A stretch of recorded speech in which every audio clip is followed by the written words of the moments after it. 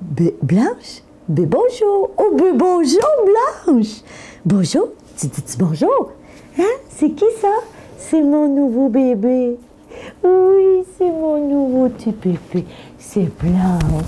Bonjour aux gens de Mastef Télé. Bonjour!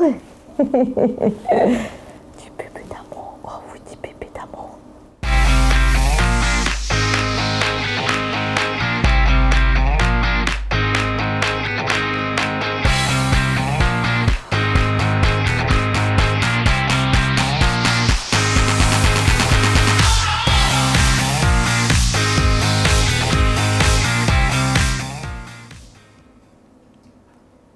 Bonjour et bienvenue à Mastef TV, votre télé inspirante. J'espère que vous allez bien. Je me présente, je suis Stéphanie Milot et vous le savez, je me suis donné une mission, c'est d'inspirer 10 millions de personnes au cours de la prochaine décennie à avoir une vie plus satisfaisante, plus équilibrée et à la hauteur de leurs attentes.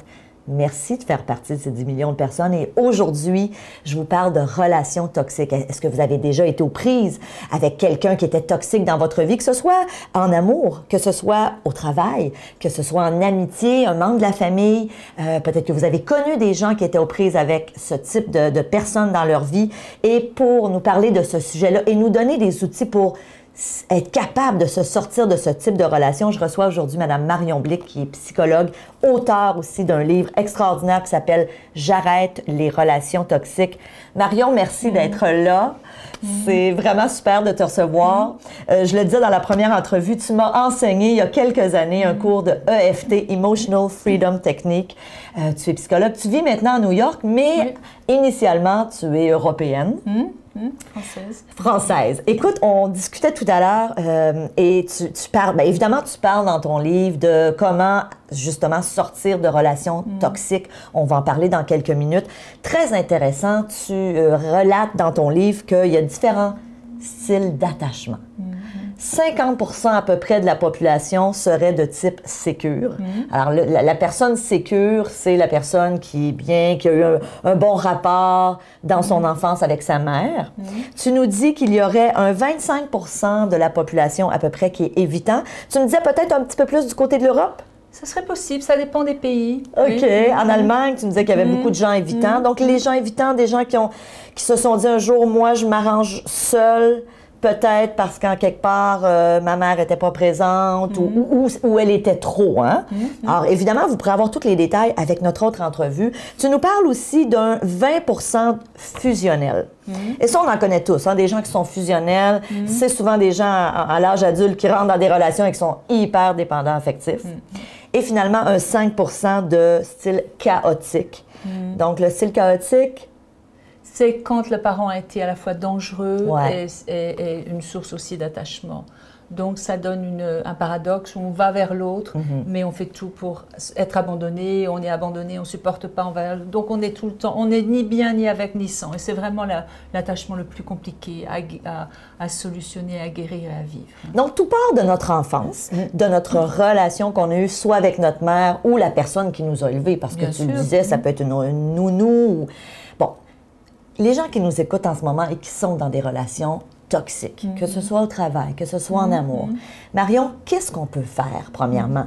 Qu'est-ce qu'on peut faire pour se sortir de ça? Parce que c'est plus complexe que ça en a l'air. Hein? Bien sûr, bien sûr. Donc, c'est toujours difficile de changer les autres. Oui. Hein? Donc, il faut se changer soi. Je pense que c'est important de consulter des spécialistes, des psys, hein?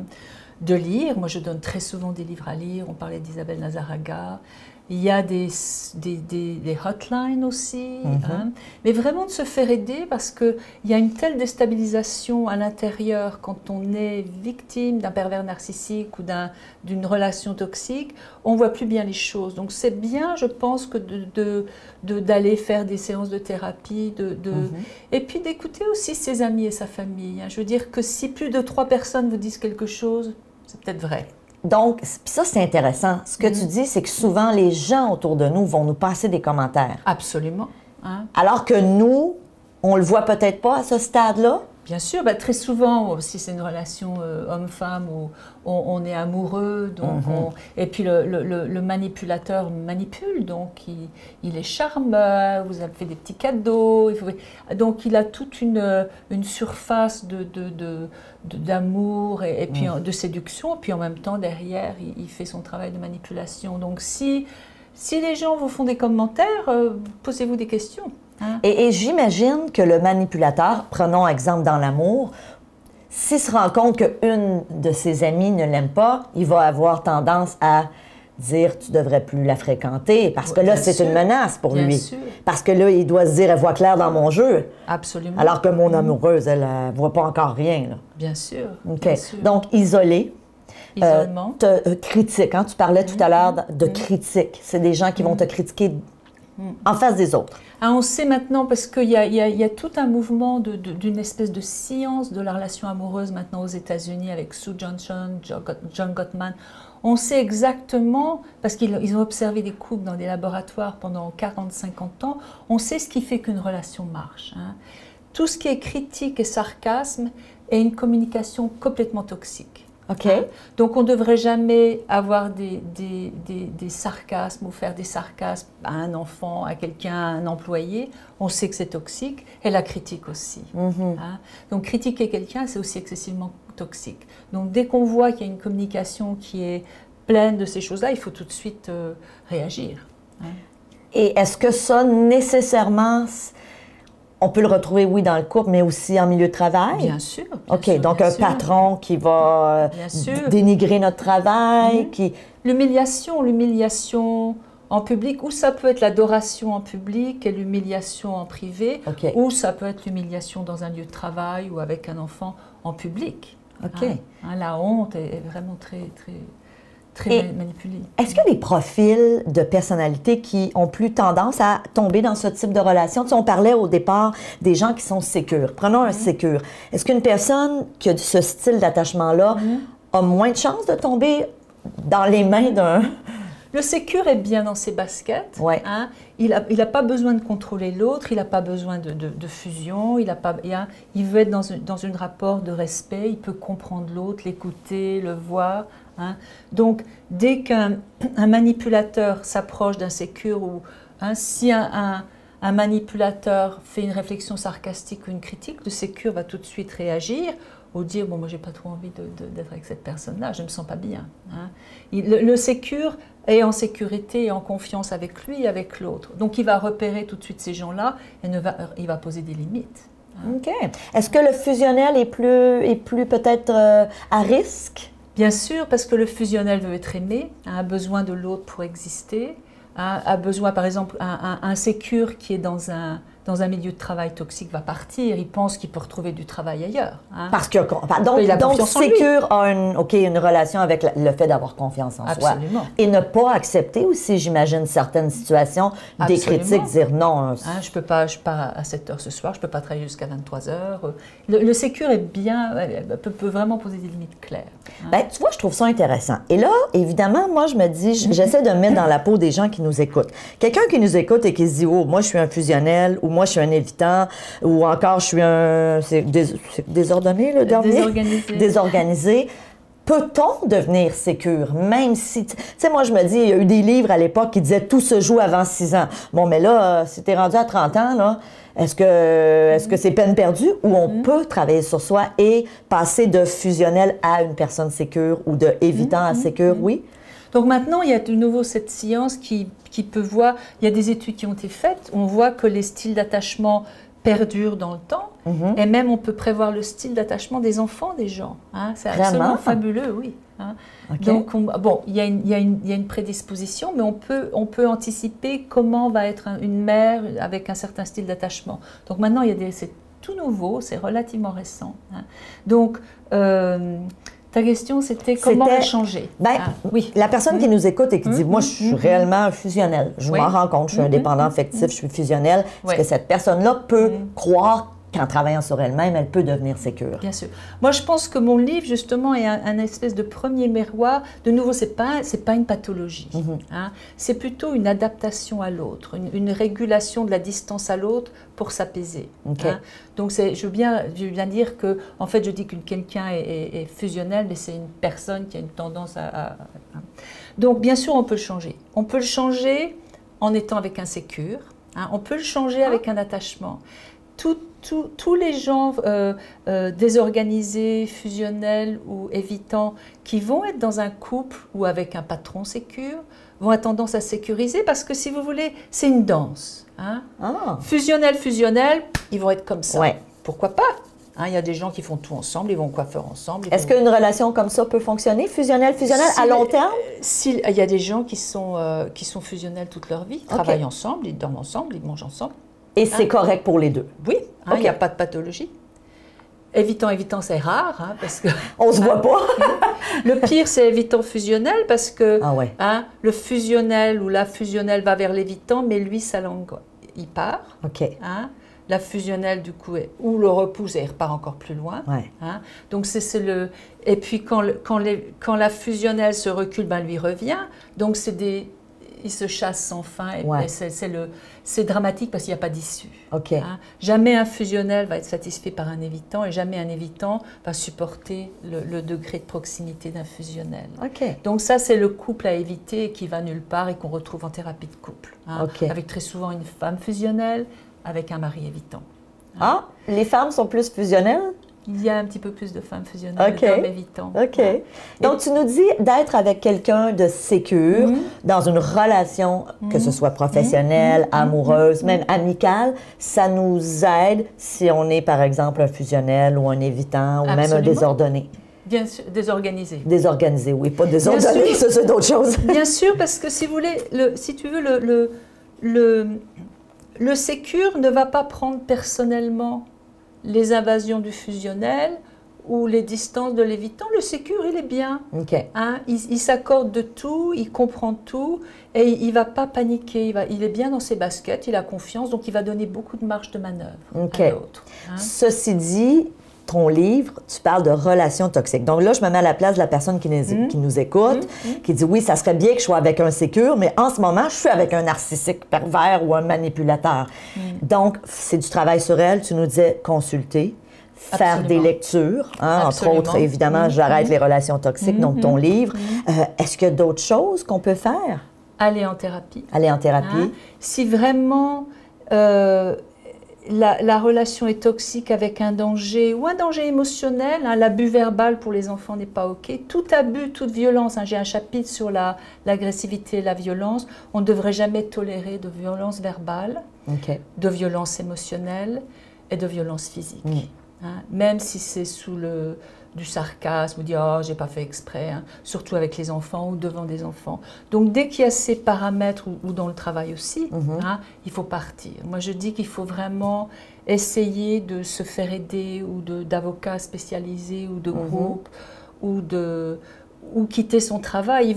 On ne va pas changer l'autre, on ne va pas changer un pervers narcissique. Bon, on peut aller au prud'homme en France et faire un procès à ses patrons, mais ça ne va pas. Il n'y a aucune raison de vivre dans la toxicité.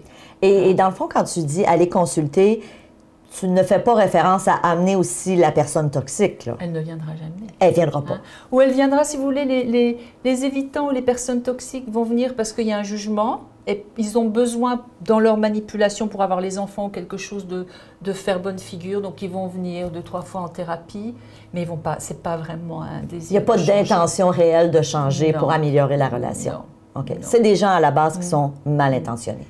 Moi, si vous voulez, je pense que c'est important de changer sa vibration, de changer ce qu'on attire et de changer soi-même. On ne peut pas changer les autres. Et si vous voyez que vous tombez en permanence, et je juge certains clients, sur des patrons pervers narcissiques ou sur des partenaires pervers narcissiques, prenez une pause dans le relationnel et travaillez sur vous pour comprendre pourquoi. C'est tellement intéressant. Tu parles de vibration.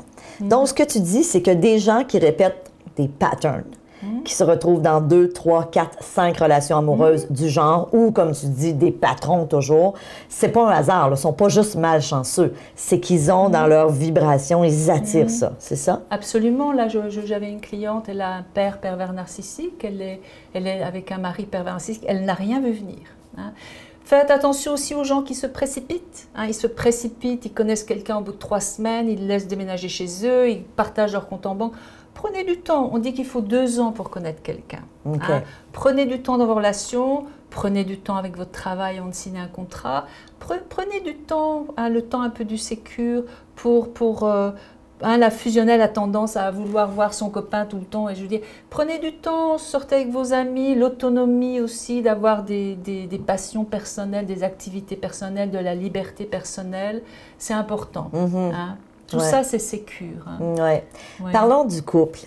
Qu'est-ce qui fait que, tu disais tout à l'heure, il ne faut pas accepter de critiques, de violence verbale, violence physique, évidemment. Qu'est-ce qui fait qu'un couple fonctionne? Y a-t-il selon Marion, est-ce qu'il y a des ingrédients que tu dis, ça, c'est des ingrédients importants dans une relation de couple?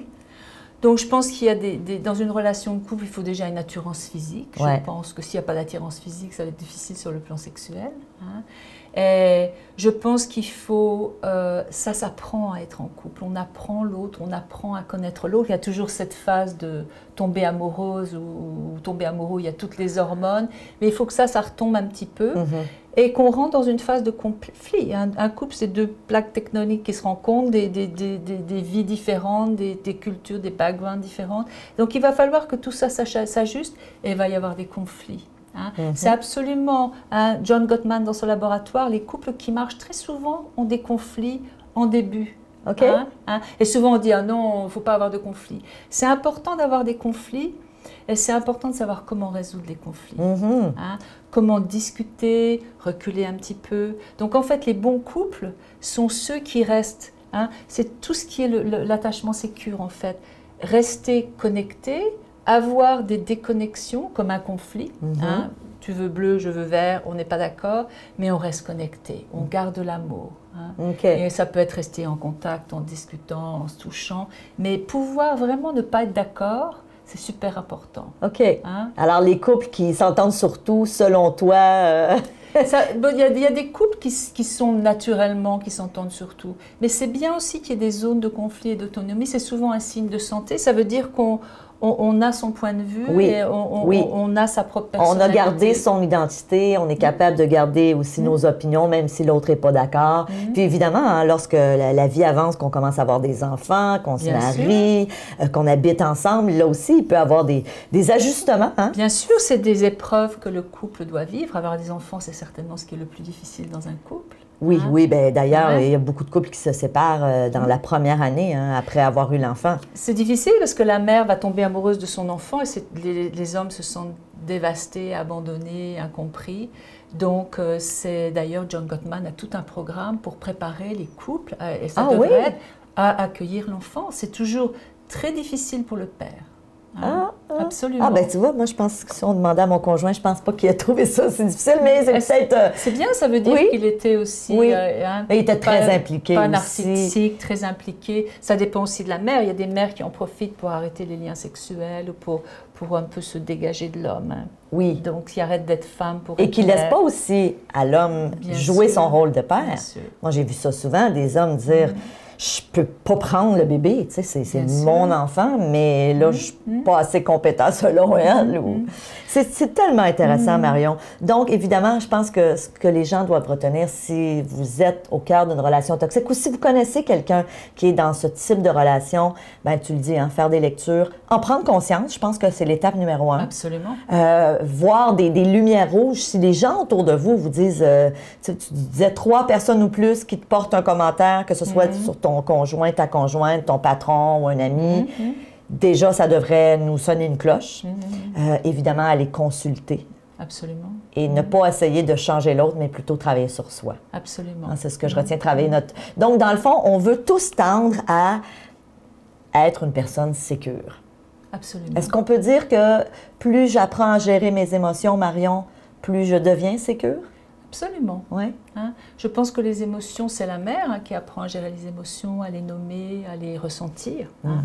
L'évitant ne sent pas hein, les évitants n'ont peu accès à leurs sensations et à leurs émotions. La fusionnelle déborde d'émotions. Hein? Donc c'est important, c'est avec la mère qu'on apprend à les gérer. Hein? C'est la mère qui apaise, qui nomme, qui dit t'es triste. Hein? Et donc, c'est avec l'autre, et c'est important dans les couples aussi d'accueillir l'émotion des autres. Ouais. Il y a toujours un peu, il y a tout un chapitre dans mon livre sur la différence entre les hommes et les femmes. Hein. Les femmes ont tendance à avoir un petit peu plus accès, ont un cerveau reptilien différent. Je parle aussi des différents cerveaux qu'on a à l'intérieur. Donc, les femmes ont tendance à être plus émotionnelles que les hommes. Hein. Mais un homme doit apprendre aussi à recevoir le féminin, et avoir, bon, les hommes changent, hein, les hommes évoluent. Maintenant, on voit beaucoup d'hommes qui sont proches de leur femme, qui élèvent les enfants. Oui, de plus en plus. Absolument. Je pense au temps de mon père et aujourd'hui, c'est complètement différent. Puis on parle de quoi, 50 ans de différence? Mais quand même, il y a toute une... Marion Blick, premièrement, je veux te dire merci. C'est vraiment un plaisir de t'avoir retrouvé. J'invite évidemment les gens à se procurer ton livre. Marion, on peut l'avoir en librairie, du côté de l'Europe aussi, évidemment, au Québec, sur ton site web aussi. Donc, les gens ont les coordonnées là, de ton site web. J'arrête les relations toxiques. Si vous n'êtes pas dans une relation toxique, peut-être que vous connaissez quelqu'un, alors je vous invite à peut-être faire ce beau cadeau. Je pense que ça peut être quelque chose. Marion, merci du fond du cœur pour ce précieux travail que tu fais. Pour les gens de Mastef TV, je vous dis merci, je vous embrasse, je vous aime et on se voit dans la prochaine entrevue. Salut!